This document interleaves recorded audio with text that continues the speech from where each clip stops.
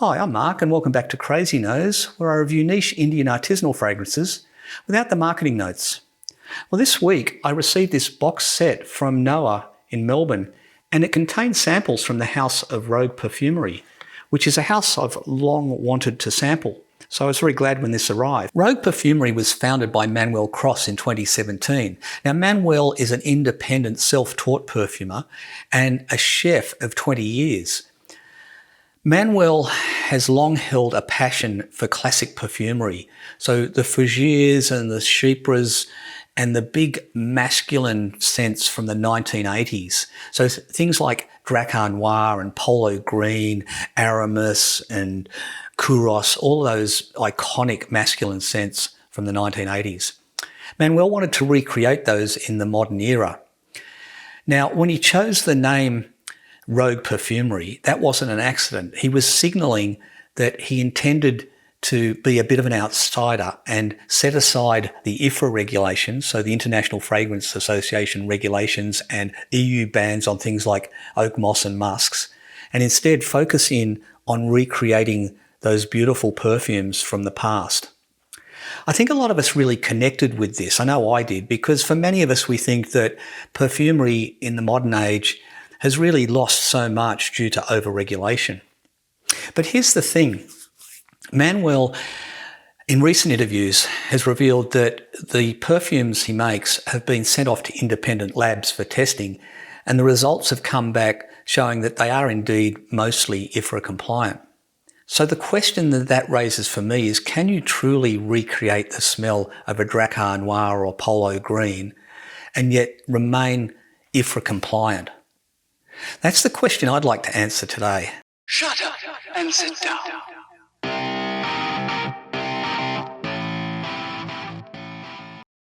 Look, I'm not the kind of person who can do the speed date and rush through 6 fragrances. To be frank with you, I just don't have the nose for it.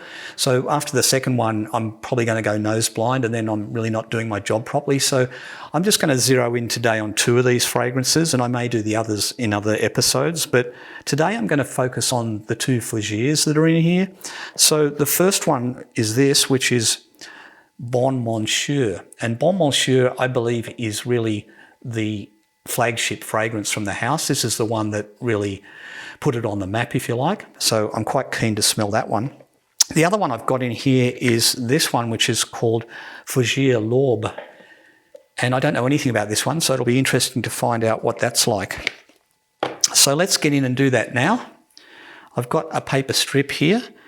I'm going to put the Bon Monsieur onto this. I don't have the original bottle, so I can't talk about presentation. I'm just going to spray this straight on the paper and describe it to you now. Yeah, wow. So yeah, this is really your classic fougère. So what's coming out straight out of the gate here is a lovely dose of lavender and citrus bergamot. It's got a beautiful bright opening to it. Under that, there's some floral, I think rose probably, or maybe geranium, but there's a little bit of floral note coming through from the heart here. And then we've got the oak moss. Now I will say the oak moss here, it's much more subtle than you would get in one of those classic 80s fragrances I was referring to, but it's definitely there, which is good because you really need oak moss to create the skeleton for a good fougère. Yeah, beautiful. And then what's in here as well is quite a healthy dose, I would say, of these white soapy musks. And what that's doing is it's giving us this smell of almost the shaving cream in the barbershop. So this is sort of like you've gone to the barber, you've had a nice shave and you've walked out and you've got that beautiful residual smell of the shave cream on your face. It's such a clean, out of the shower sort of a smell. And then that's sitting on top of a creamy sandalwood base, I think, here. Yeah, it's well blended and very well put together. It's a good rendition, I think, of the old style of fougère, although it lacks the intensity, particularly in the oak moss area, that you would get out of, say, a Polo Green or an Aramis or a Drakkar Noir or something like that. But it's definitely a really nice smell. So let's put that one down, and now we'll have a look at this Fougère L'Aube. Now, L'Aube, as I understand it, that translates, it's a French word that translates to dawn. So I'm not sure whether Manuel here is trying to capture the dawn of fougères or whether this is meant to evoke the smell of the morning, maybe a walk on the wet grass in the morning or something like that. But we'll find out soon enough. Let's get it on the paper. Ooh, wow, before I even get that close to my face, that is a very green smell and very different to the Bon Monsieur. This is a completely different fragrance altogether here. So yes, it's intensely green, and what's hitting me here, there's a bit of citrus note, but the predominant smell in this is galbanum. It's an intense green, almost a bitter green smell. So if you're not familiar, galbanum smells a bit like clover leaf or that flower nasturtium. If you imagine taking the leaves of a nasturtium and crushing them up in your hand and then smelling your hand, you've got that bitter green grass smell going on here. Yeah, and it's really overpowering everything else in this composition. So there is a little bit of citrus coming through, a bit of bergamot, I think. And there's a hint of the oakmoss in there, but you've really got to, focus on it to get down to that oakmoss smell. It's just so overshadowed by that galbanum. It's an intensely green fragrance, this one. Yeah, I can't really smell much else in there at the moment. But I have sprayed 2 other strips that I brought with me today. I sprayed them about 6 hours ago. So I did that so I could talk to you about the drydown. And I'll get to those in a moment, but let's just talk about the performance and firstly the projection on these. So this Bon Monsieur, I can smell this away from my face. I would say on skin you'll get a pretty good projection out of this. I think you'd probably get 1 to 2 metres of sillage from it, and it would be a beautiful sillage. It's going to be a really fresh, out of the shower smell with this one. With the Fougère L'Aube, this one doesn't project quite as much, I think. It doesn't have that kind of airiness that is coming through from in the Bon Monsieur, you've got these soapy musks, and that's helping to aerate it a bit and give it a bit more projection. Whereas with this one, it's not as diffusive. So I think you probably get a metre of sillage out of this one. So let's now look at the dry down on these, and I'll start with these. So I've got these other 2 strips here. This one is the Bon Monsieur that I sprayed about 6 hours ago, and we'll have a look at that one. And so in terms of longevity, this is still smelling quite strongly on the paper, but what's happened now with the transition here, we've lost the bergamot top note in this, as you might expect. And what that's doing, it's allowing more of that oakmoss to come through, which is really quite nice because I was sort of yearning for a bit more of that in the opening, and that's now more prominent. And also what I would say here is that the soapiness has gone a bit dialed back at least. So it's not smelling so much like fresh out of the barbershop smell now. It's more, it's more a masculine wood type fragrance. In fact, I can smell the wood base in here, but the wood itself seems to have transitioned a bit. It's not so much that creamy sandalwood smell now. It's going more towards a dry cedar type smell. So yeah, this is still a very fresh and masculine type fragrance. And I think it's, in terms of longevity, I'd say that this is going to be a long wearing fragrance because after 6 hours, I can still smell this clearly on the paper. I think you'd still get on skin, you'd probably get 8 hours out of this. Yep. So let's come to the Fougère L'Aube. So this is on paper after 6 hours.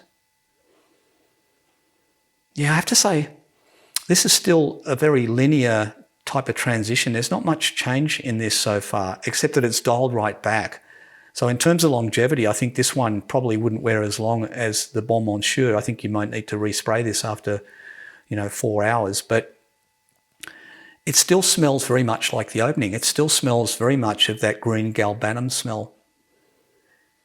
The top citrus note is gone, and I can smell a little bit more of the oak moss in there, but I'd have to say the oak moss on this is much less prominent than it is in the Bon Monsieur. I think it's been dosed lower in this, or maybe not. Maybe it's just the way it's balanced or unbalanced, dare I say, with the galbanum.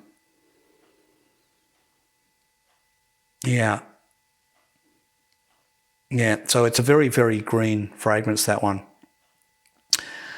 So, who are these for? Well, look, I think with the Fougère L'Aube, this one, you're going to have to be a real green fragrance lover to wear this. You've got to be someone who's really into green openings in a fragrance. And personally, I'm not. I'm not a big fan of galbanum, to be honest. I just find that it's so intensely bitter green, and it's hard to get the dose right because it just wants to upstage everything else in the composition. So I wouldn't be a big fan of this, but there are people who like green fragrances, and for them this might be, right up their street. In terms of the Bon Monsieur, this one is your classic dad fragrance, right? Like if you imagine your dad, in your mind's eye, the way your dad would smell would be like this, right? It's a beautiful dad smell. And I think for that reason, this one, it's probably not going to be popular with a really young guy because let's face it, when you're a young man, you don't really want to smell like your dad, right? Well, at least I didn't when I was a young man. So I think this is more for a mature guy. This is for a 30-plus guy who, is basically, he wants to smell grown up and clean. It's a guy who's got his shit together, right? That's what this is for. So where would you wear it? Well, this Bon Monsieur is going to be the perfect stepping out fragrance for a special occasion. So think of weddings and graduations and any sort of special life event where you're going to be putting on a suit and tie. This is going to pair beautifully with a suit and tie. Yeah. When we look at the Fougère L'Aube, I can't really say the same for this. This one, I think, is more of your outdoor fragrance. So this is going to suit your picnic and barbecue or cookout if you're in America. It's going to suit a sporting event, a day out on the ocean, something like that maybe, where you've got plenty of fresh air and you've got the greenery around you, and this is going to blend in nicely with all of that. I think that's where this one would really come to the fore. Yeah. So in terms of scores, I think the Bon Monsieur is a really good rendition of the style of those Fougères of the 1980s and indeed the last century. It's got it all there. It's got the citrus and the lavender top, and it's got the beautiful mossy heart notes and a nice wood base. It doesn't have any coumarin that I can smell in there, or coumarin. You say tomato, I say tomato. Let's call the whole thing off. But it doesn't have that, but it's got all the other components of a good Fougere, and it's well put together, it's well blended. It's really very nice, but I have to say it's not as potent as those big Fougere or the big masculine iconic fragrances of the 1980s. And that's understandable because I don't think you could achieve that level of potency without the same dosage of mosses and musks in there. But I think Manuel's done a creditable job on this, and I would certainly like to wear this fragrance. I would probably give this a 7 out of 10, maybe even a 7.5. I own some of those classics. I still have them in my collection and I like to wear them from time to time. So I don't really have a hole in my collection that I need to fill right now. I have some more modern ones as well. But certainly if I was out shopping for that kind of barbershop Fougere smell today, I would definitely have this on my shopping list. So I wouldn't tell you to blind buy it, but certainly if you're after that style of perfume, I definitely recommend getting a sample of this one. Coming back then to the Fougère L'Aube, I'm really sorry, but I can't like this one as much as I'd like to like it. It's just so, in my mind, it's just unbalanced. So it's got citrus in there and it's got some oakmoss in there and it's probably got some wood base going on in there, but all I can smell is galbanum. It's just a galbanum bomb, this one. And even after 6 hours, it still hasn't settled down. So I just think that this is not the fragrance for me, and I can only give it about a 5 out of 10, to be honest. And I know that I'll probably offend some people out there that own this and really like it, and if you do, more power to you. I'm not the master of perfumery here. I'm not the one who's saying what's good and what's not. I'm just telling you what I like, what I don't like, and what I smell and what I don't smell. But by all means, if you do want to drop in some supporting comments for either of these, do so and let me know what you think of them. And if you do have some of those classic perfumes from the 1980s and you're able to do your own comparison between those and these, I'd love to hear your thoughts. But that's it for today. So until the next episode, take care, stay safe, and enjoy your fragrances, whatever you're wearing.